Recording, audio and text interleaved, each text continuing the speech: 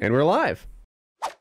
We do our best work when there's a scary made up person to make us do it.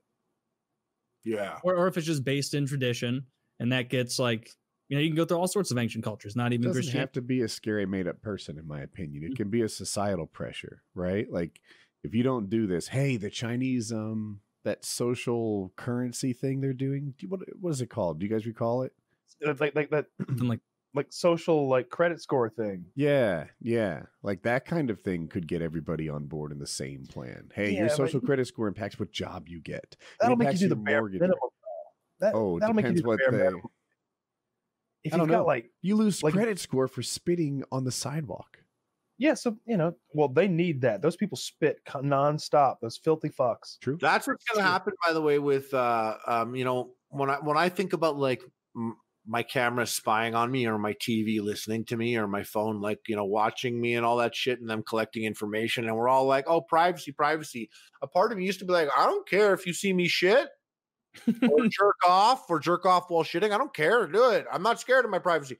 I realized the real thing is like, if like in 15 years from now, like I go to buy a car and they're like, no, because you jerk off to car porn, people fucking cars a lot, and we have all of we have video footage of you busting nuts in the bathroom to people fucking cars, so you're a liability, and so we won't lend you this car or a loan or something like affecting your life later because of shit you did now on the internet. So spitting is like a thing that's like an active thing happening now. But like, what if they're like, my buddy has a Samsung TV with a camera on it. Why does this TV have a camera? It's so weird.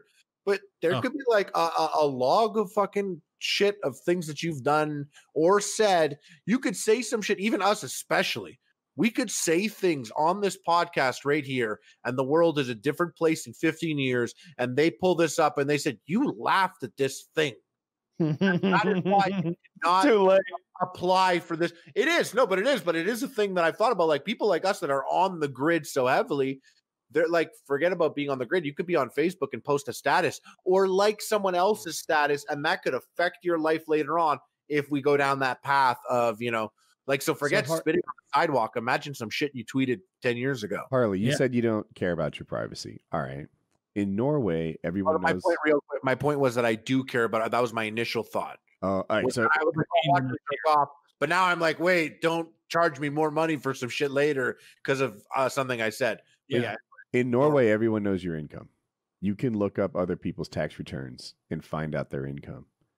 And also interesting, when you do it, I can see who looked up my income. Oh, it's so dirty. Right? So like imagine it being like, ooh, this person who works for me looked me up. This coworker looked me up. So it creates an interesting social dynamic where your income's not private and you know who cares about your income. That's like when I used to work at the car rental place and I would look up celebrities and you could just find by name, be like, God damn, that's Brad Pitt's house. He's rented here. Someone on Zillow pulled out that address. Yeah, let's get it. Damn, that's a cool. Let's see if, oh man, all of the Pacers rented. Like, let's see what all their houses. That seems like a wild invasion of privacy. How do you feel about that? Well, it was a late shift and we had nothing to do. Well, that makes it right. Our bad. How do you feel about that Norway policy of being able to look up? I don't think I like it. I'm just like, fuck. Keemstar's going to make videos about me. He would. That can only help, actually.